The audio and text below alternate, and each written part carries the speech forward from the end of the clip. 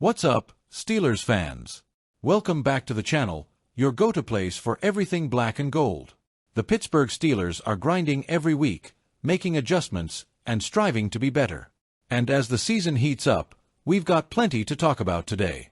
First, hit that like button, smash subscribe, and turn on notifications, because you don't want to miss updates on this crazy AFC North race.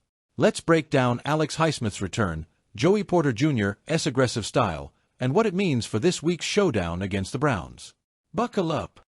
Steelers linebacker Alex Highsmith is set to make his return this Sunday against the Cleveland Browns, and the timing couldn't be better.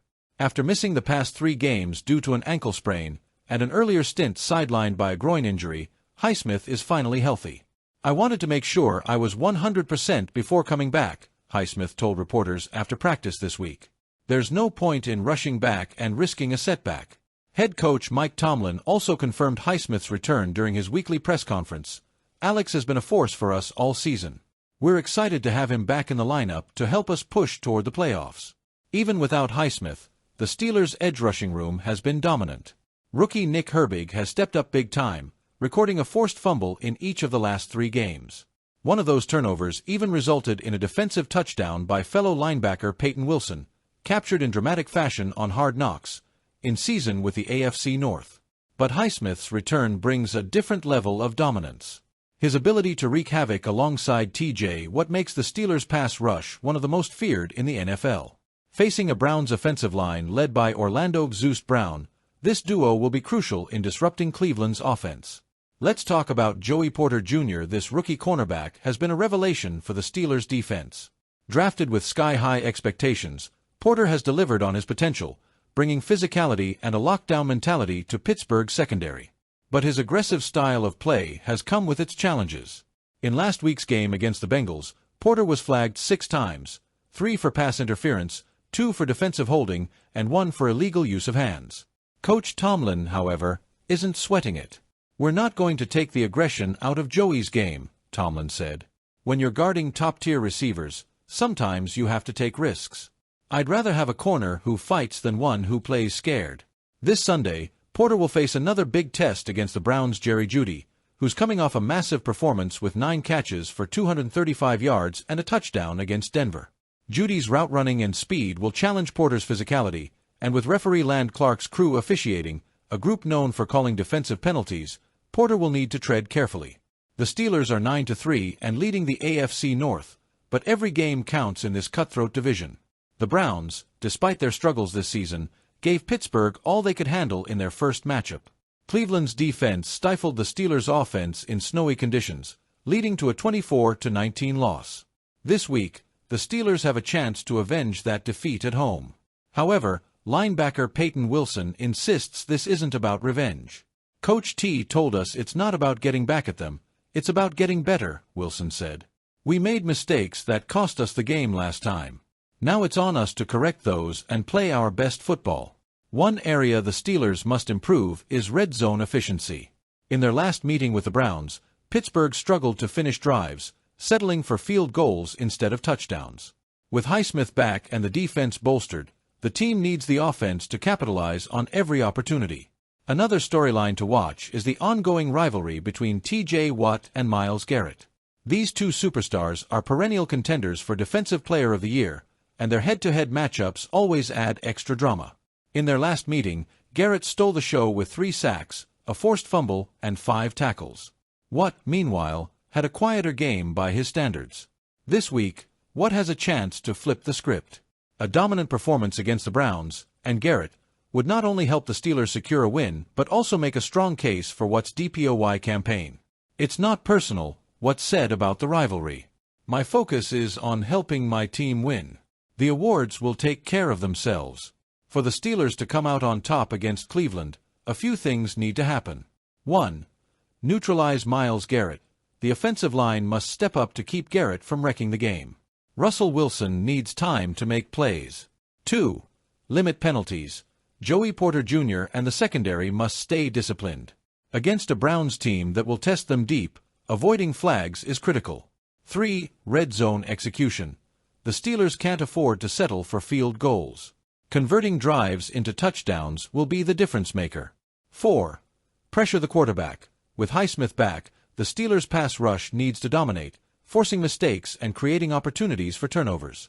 George Pickens has been electric since his arrival in Pittsburgh. Now in his third season, the 23-year-old wide receiver continues to prove why he's one of the most exciting playmakers in the NFL. Whether it's his ability to make jaw-dropping, acrobatic catches or his knack for finding separation against the best defenders, Pickens has become a vital weapon in the Steelers' offense.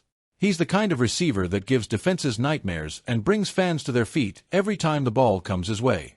But with great talent comes great responsibility, and it's no secret that Pickens has faced questions about his attitude and maturity since joining the team. Steelers head coach Mike Tomlin has never shied away from tough conversations with his players, and Pickens is no exception.